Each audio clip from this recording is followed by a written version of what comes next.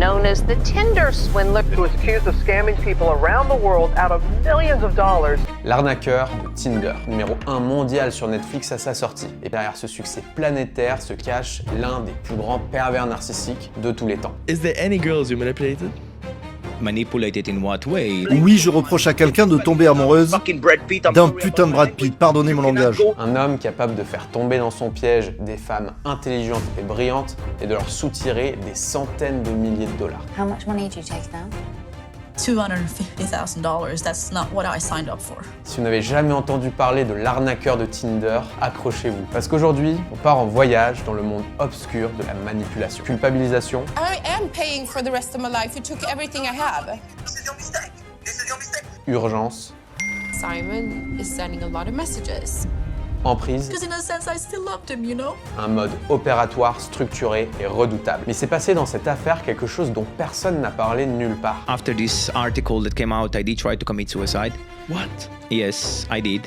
Et pour vous révéler ce que personne n'explique ailleurs, je serai accompagné de Taha Mansour, mentaliste et formateur certifié en gestion des conflits à Harvard. Autant dire qu'il maîtrise son sujet. Alors aujourd'hui, on va décoder pas à pas comment Simon Leviev, aka l'arnaqueur de Tinder, a pris le contrôle total sur ses victimes et pourquoi ça nous concerne bien plus qu'on ne le pense.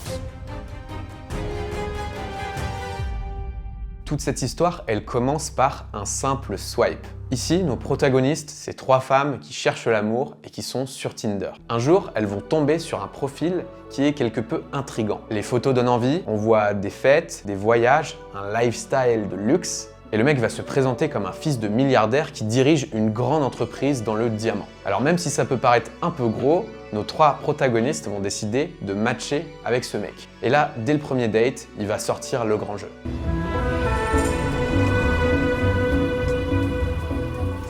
Hôtel de luxe, petites attentions, voyage en jet privé, ça commence tout de suite extrêmement fort. Assez rapidement, il va essayer de connecter sur des sujets assez intimes avec ses femmes. Elles sont toutes unanimes pour dire que voilà, il dégage un certain magnétisme.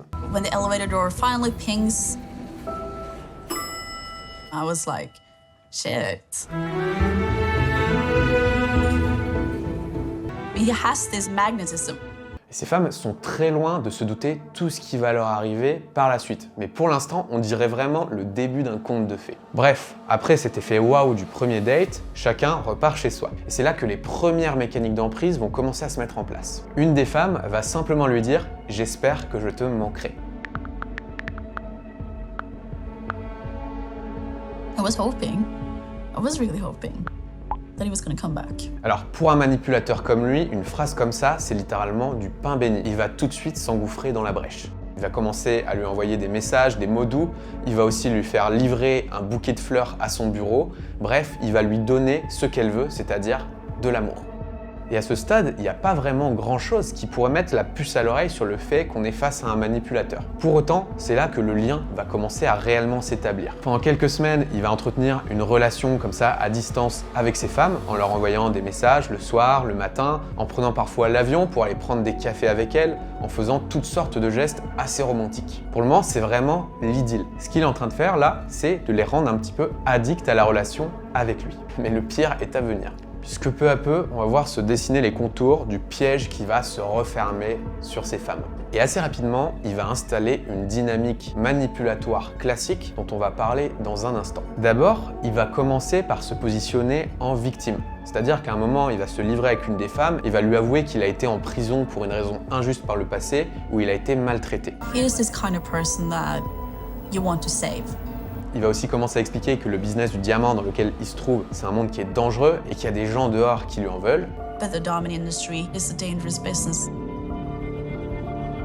Puis un jour, l'arnaqueur de Tinder va envoyer un message à ses victimes en pleine nuit en leur disant « Je viens de me faire agresser, regardez, voilà une photo de mon garde du corps ensanglanté, s'il n'avait pas été là, je me serais fait tuer. » Well, this is the night. Dans la foulée, il va commencer à leur expliquer que mes ennemis sont à mes trousses, donc je ne peux plus utiliser mes cartes bancaires pour ne pas être tracé. Est-ce que ce serait OK pour toi de me dépanner un petit peu d'argent temporairement? C'est juste l'histoire d'une semaine ou deux, ensuite je te rembourse et la vie reprendra son cours. Ça commence par une petite demande qui peut paraître anodine. Il lui demande juste de lier sa carte American Express à son propre compte. I need just temporary, just like for 2 weeks or something. Mais si ça peut paraître être une demande anodine, en fait, elle est très loin de l'être, parce qu'elle va permettre d'installer un mécanisme puissant, le biais de cohérence ou le biais de l'escalade d'engagement. Si j'ai accepté sa première demande, je vais avoir beaucoup plus de mal à refuser les prochaines, par souci de cohérence. Et justement, ces demandes, elles vont ne faire qu'escalader. He wants me to come to Amsterdam and bring some cash to him, $25,000. D'ailleurs, s'il avait fait directement des grosses demandes, ça serait sans doute pas passé. Et le cercle vicieux, il va s'accélérer. I took out a loan, which I then took out in cash. À la seconde où elle s'endette, se met en place un autre mécanisme, le biais des coûts irrécupérables. Vous savez, c'est cette idée selon laquelle, si ça fait 10 minutes que vous attendez à l'arrêt de bus, vous allez être tenté de continuer d'attendre parce que ce serait trop con de partir à pied maintenant alors que vous avez déjà attendu 10 minutes. Sauf qu'en réalité, c'est absurde parce que ces 10 minutes, dans tous les cas, vous ne les récupérerez jamais. Et pour que cette escalade de demandes puisse perdurer, Simon, il va leur faire vivre des montagnes russes émotionnelles. Il va les forcer à mentir à leur banque, ce qui les implique encore plus et rend la sortie du cercle vicieux quasi impossible. And then I need to call Amex. And Simon had already told me that this would happen. The other problem was that the credit limit wasn't enough. I sent this over to prove that I earn much more. Amex raised the credit limit, like this. Il va leur dire que c'est réglé avec une preuve de virement de $250 000 qui n'arrivera jamais, mais ça crée un soulagement chez elles qui leur permet de rester encore un peu plus dans le cercle. Et si ça peut paraître gros vu de l'extérieur, tout ça, quand on le vit de l'intérieur, c'est bien différent. Comment ça s'installe en fait ce piège à ours, tu vois? Déjà, le fait est de, encore une fois, enlever sa culpabilisation sur le « on est toutes et tous manipulables ». Oui. Ça, c'est un point vraiment important. Comment ça s'installe? Ça s'installe souvent petit à petit. C'est pas d'un seul coup. C'est le phénomène qu'on remarque et qu'on ne comprend pas parfois, ou on a du mal à comprendre de l'extérieur. Comment ça se fait que les familles des agresseurs n'avaient pas du tout remarqué? On se dit, mais ils sont cons ou alors ils sont complètement aveuglés. Pas exactement. Parfois, il peut juste y avoir le phénomène qu'ils sont dans la relation. Pense à quelqu'un qui est hyper important dans ta vie. Quelqu'un qui est vraiment digne de confiance. Nous, on est amis. Ouais. Ok? T'as cette personne-là. Ouais. Ok. Supposons que là, maintenant, moi, je viens et je te dis, cette personne-là m'a poignardé. Je te jure. Regarde. Qu'est-ce que tu vas te dire? Quel est le premier réflexe? C'est pas vrai, c'est pas possible. Exactement. Tu vois? C'est automatique. Sinon, je serais pas ami avec lui depuis 15 ans, c'est pas possible. Voilà, parce que ça raconte un truc sur toi. À la limite, tu lui en parleras. Mais peut-être du genre, tu sais, il y a quelqu'un qui raconte de la merde sur toi, hein, fais gaffe. Et le mensonge, c'est un truc qu'on retrouve évidemment beaucoup chez l'arnaqueur de Tinder, comme chez tout manipulateur qui se respecte un minimum. Mais le plus souvent, c'est pas de simples mensonges. Là, il s'agit de culpabilisation et de gaslighting. Tu commences à te questionner toi-même, c'est ce qu'on appelle le gaslighting aussi, du coup. Ce truc-là de faire re-questionner les souvenirs de l'autre en modifiant ton expression. Et en modifiant par tes mots ce qui s'est réellement passé. Par exemple, l'arnaqueur de Tinder va mentir sur des histoires de billets d'avion. Quand une des femmes va lui dire « mais j'ai vu sur les reçus de billets d'avion que c'est une autre femme qui a payé », lui, il va nier en bloc. I had a flight to Amsterdam, right? Yeah. Yeah, who paid for that? I paid it. No, you didn't. I have the transaction or the ticket and it's paid by another woman.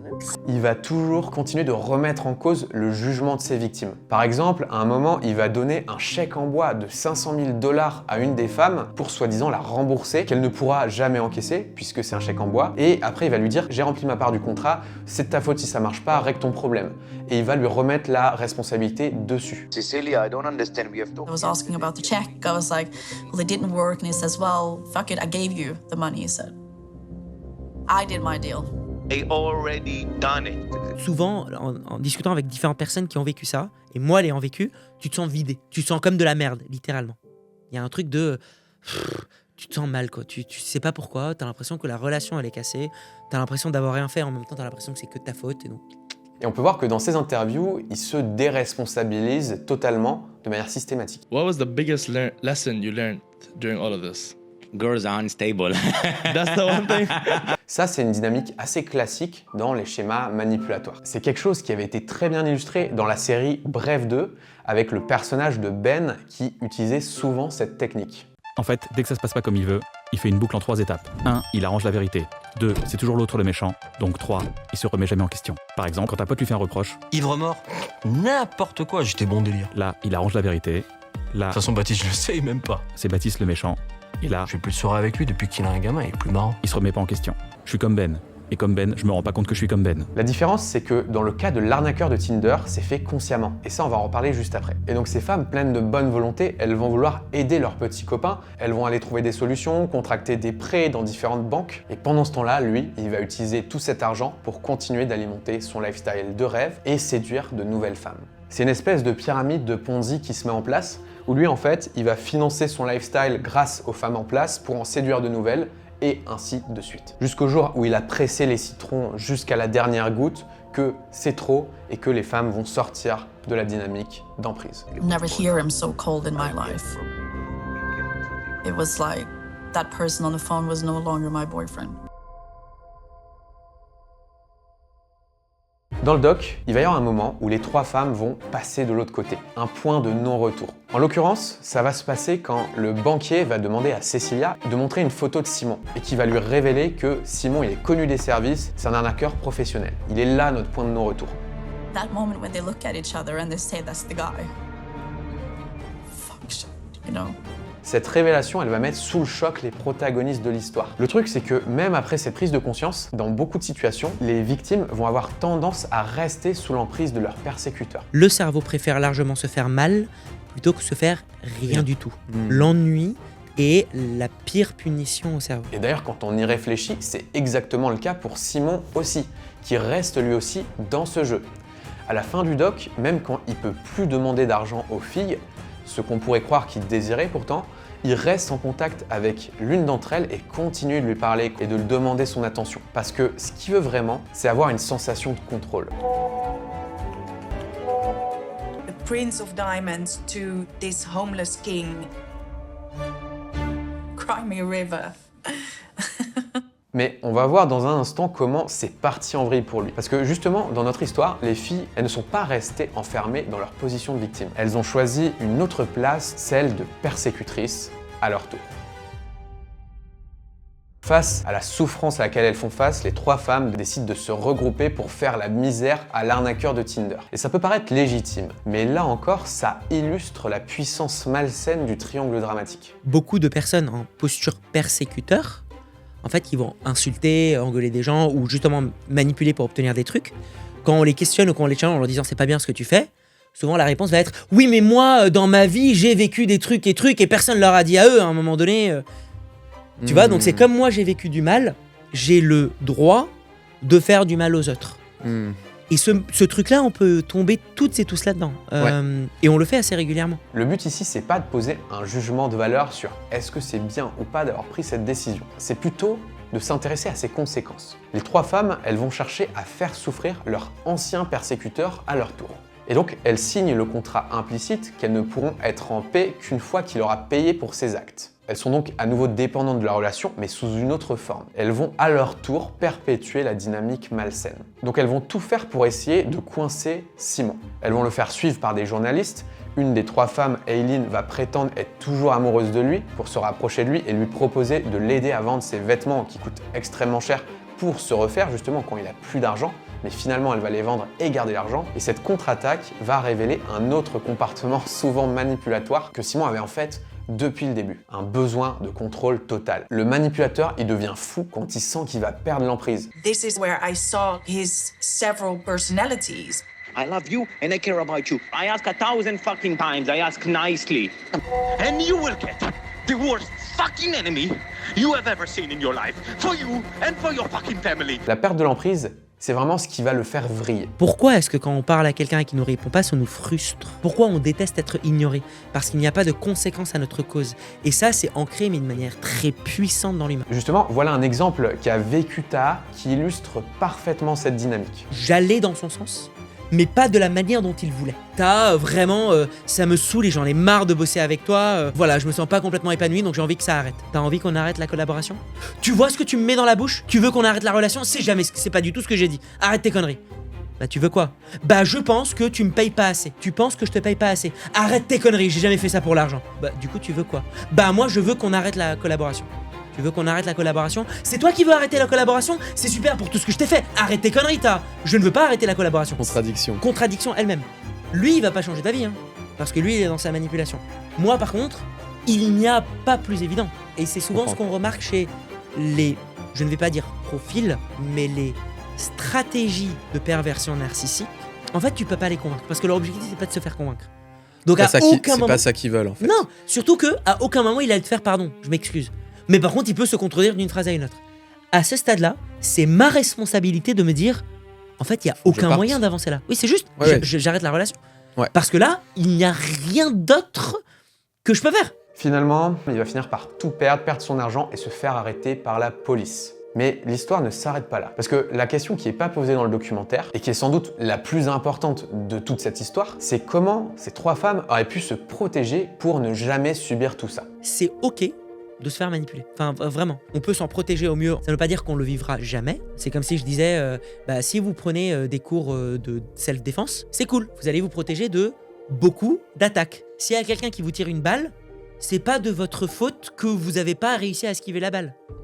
D'un autre côté, ça ne veut pas non plus dire que ça sert à rien de faire des arts martiaux ou de la self-défense, parce que dans tous les cas, je pourrais pas éviter une balle. Vous voyez l'idée ? Alors justement, on a fait une vidéo complète avec Taha sur la chaîne pour savoir exactement comment faire dans votre quotidien pour déjouer les manipulateurs. Le lien est dans la description. Mais si on reprend, j'en ai discuté avec lui et ce qu'il m'a expliqué, c'est que la réalité, c'est qu'on a une partie du pouvoir en tant que victime. Et ça, c'est une excellente nouvelle. Oui, je reproche à quelqu'un de tomber amoureuse d'un putain de Brad Pitt, pardonnez mon langage. Vous ne pouvez pas après venir pleurer alors que vous n'aviez pas pris le minimum de précautions. Quand Simon explique ça, c'est un peu l'hôpital qui se fout de la charité. On est bien d'accord.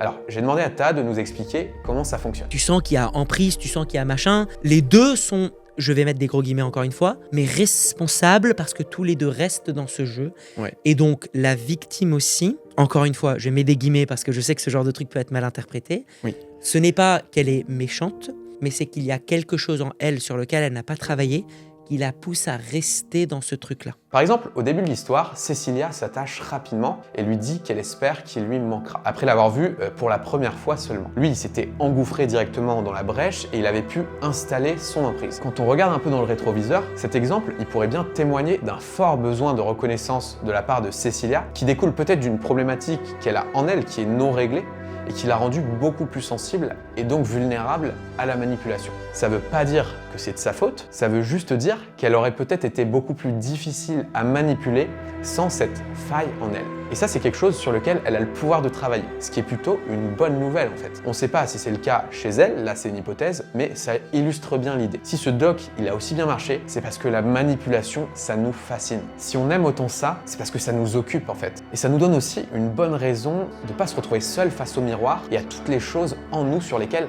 on n'a pas envie de travailler. La réalité, c'est que le sauveur providentiel, il n'existe pas. Depuis le début, notre sauveur, c'était nous-mêmes. Et le pouvoir était entre nos mains.